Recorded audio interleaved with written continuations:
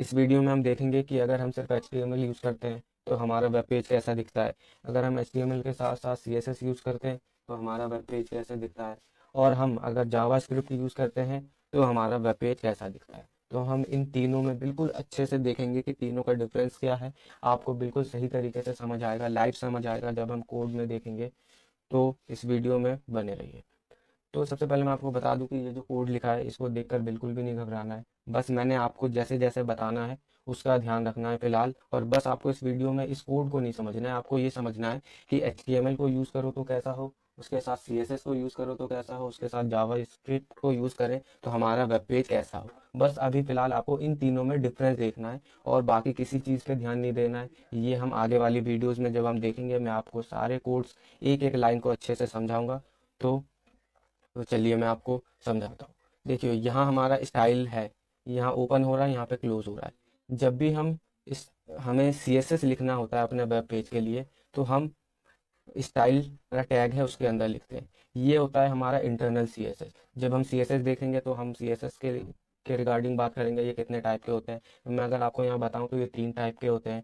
Internal होता है, inline होता है, एक्सटर्नल होता है। तो ये जो CSS है ये हमारा इंटरनल CSS है। तो यहाँ हमने इंटरनल CSS यूज़ किया, तो ये हमारा जो वेब पेज है उसके लिए जो हमने CSS यूज़ किया ये यहाँ से यहाँ तक ये कंप्लीट CSS है। तो ये हमारा CSS का कोड। और उसके नीचे अगर हम आए तो ये स्क्रिप्ट टैग है, इसके अंदर हम यूज़ करते हैं जावा स्क्रिप्ट का कोड। तो हमारा ये यहाँ स्क्रिप्ट टैग यहाँ से शुरू हो रहा है और ये एंड, इसके बीच में ये जो है ये हमारा है जावा स्क्रिप्ट का कोड। और यहाँ पे ये स्टाइल टैग यहाँ से शुरू हो रहा है और यहाँ पे एंड हो रहा है। तो ये है हमारा CSS का टैग।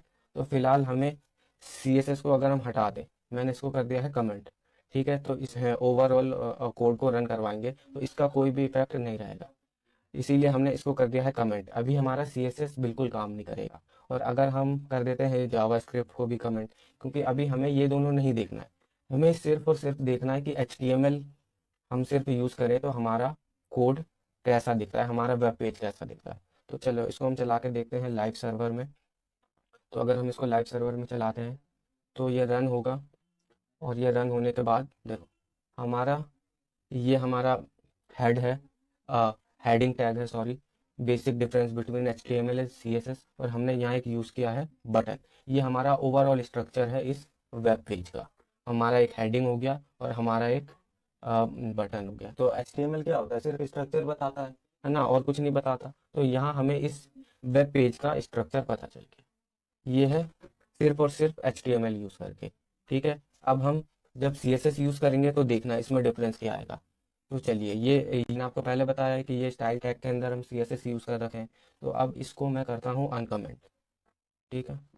तो इसको मैंने कर दिया अनकमेंट। अनकमेंट करने के बाद सेव करता हूँ। अब देखिए HTML मैंने यूज़ कर रखा है, अब मैं उसके साथ यूज़ कर रहा हूँ CSS, ठीक है। तो अब आप देखना कि जब हम CSS यूज़ करेंगे तो वेबसाइट में हमारा जो वेब पेज है क्या चेंज होगा।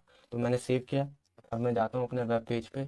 ये देखिए अब ये अच्छा लग रहा है या नहीं लग रहा पहले से। जब हमने स्टाइल कर दिया, हमने यहाँ पे हेडिंग टैग को बिल्कुल बीच में कर दिया है, और यहाँ पे हमने बटन को स्टाइल दे दिया। देखिए ओवर करने पे इसका कलर भी चेंज हो रहा है, और हमने इसका बैकग्राउंड कलर भी दे दिया है।